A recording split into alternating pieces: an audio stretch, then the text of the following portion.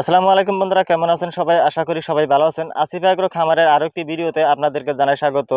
বেশ কয়েকদিন যাবত ধরেই ভাবতেছিলাম যে আমার এখানে যেহেতু মুলি চাষ করা যাবে, তো সেই জন্য ভাবতেছিলাম জায়গাটাতে আমি হাল মেরে রেখেছিলাম এখানে মুলি চাষ করার জন্য।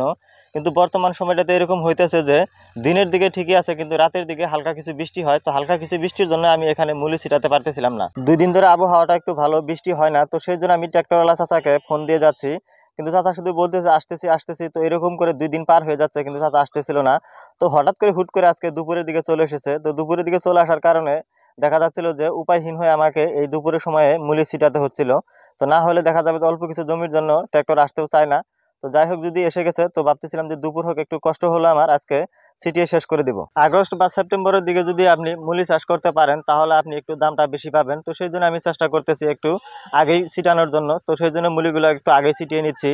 আর আরো একটি কথা দেখেন, এই সময়টাতে আপনি যে কোনো ধরনের সবজি চাষ করেন না কেন, সব সবজিতে একটু দামটা একটু বেশি পাবেন। আর আমাদের এই দিক দিয়ে যেহেতু পানিও হয় না, তো সেই জন্য আমি একটু আগেই মুলিগুলো ছিটিয়ে দেওয়ার চেষ্টা করতেছি।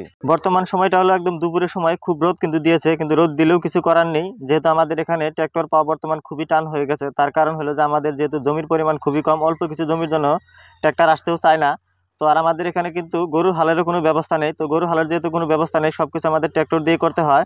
তো সেই জন্য দুপুরের দিকে হলো আমার এই কাজটা করে আজকে শেষ করে দিতে হবে। আমাদের এই মাটিগুলো হলো একদম বালি মাটি। আর এখানে যদি আপনি কোনো ধরনের চাষ করতে চান, সেই ক্ষেত্রে আপনার রাসায়নিক সার ব্যবহার করতে হবে। রাসায়নিক সার ব্যবহার না করলে দেখা যাবে যে আপনার কোনো ধরনের চাষ করে এখান থেকে উঠিয়ে নিতে পারবেন না, দেখা যাবে ঠিকঠাকভাবে হবে না।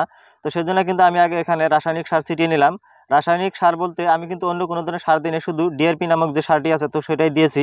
তো সেটা দিয়েই নিলাম আগে প্রথমে। তো এটা এখন না দিলে দেখা যাবে পরবর্তী যখন মুলি হয়ে যাবে তখন কিন্তু আর দেওয়া যাবে না, তখন দিলে দেখা যাবে মুলিগুলো পচে যাবে। তো সেই জন্য এগুলা মুলি চাষ করার আগেই প্রথম দিকে কিন্তু এই সারগুলো দিয়ে দিতে হয়। আমি কেন মুলি চাষ করলাম এখানে, আমি চাইলে কিন্তু এখানে অন্য ধরনের শাকও কিন্তু আমি চাষ করতে পারতাম। তো সেগুলো না করে আমি কেন মুলি চাষ করলাম?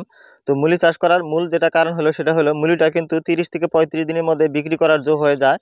তো আরও একটি কারণ আছে এখানে যে মুলি চাষ করার, সেটা হলো যে আমি মুলিটা উঠে এখানে মরিচ লাগাবো। তো মরিচের যেহেতু আমি বীজ লাগিয়েছি, তো মরিচ লাগাবো কারণে কিন্তু আমার এখানে মুলি চাষ করা।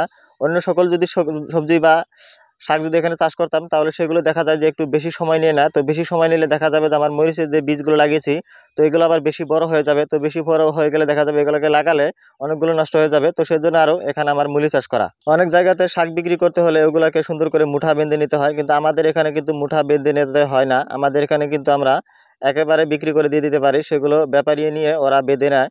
তো আপনাদের ওখানে কিভাবে শাক বিক্রি করেন তো একটু কমেন্ট করে বলে যাবেন। আরো একটি কথা বলি, আমার ভিডিওগুলো যারা যারা দেখেন তারা কোন কোন জায়গা থেকে ভিডিওগুলো দেখেন, আর আপনাদের ওখানে কি কি চাষ করা হয় একটু কমেন্ট করে বলে যাবেন। যাই হোক, আজকের মতো এই পর্যন্ত। সবাই একটু আমার জন্য দোয়া করবেন। আর আমি যে মুলিগুলো চাষ করতেছি তো মুলিগুলো যাতে আমি সুন্দর করে বড় করতে পারি এবং কি বিক্রি করতে পারি তার জন্য একটু দোয়া করবেন। আরও একটি রিকোয়েস্ট হলো আপনাদের কাছে, যারা যারা আমার এই আসিফ এগ্রো নামের ইউটিউব চ্যানেল এবং ফেসবুক পেজটি ফলো এবং সাবস্ক্রাইব করে রাখেননি, তাদেরকে অনুরোধ করব প্লিজ আমার এই আসিফ এগ্রো নামের ইউটিউব চ্যানেল এবং ফেসবুক পেজটি ফলো এবং সাবস্ক্রাইব করে রাখবেন। তো যারা করে রেখেছেন তাদেরকে জানাই অসংখ্য ধন্যবাদ। তো দেখা হবে পরবর্তী ভিডিওতে। আসসালামু আলাইকুম ওয়া রাহমাতুল্লাহি ওয়া বারাকাতুহু।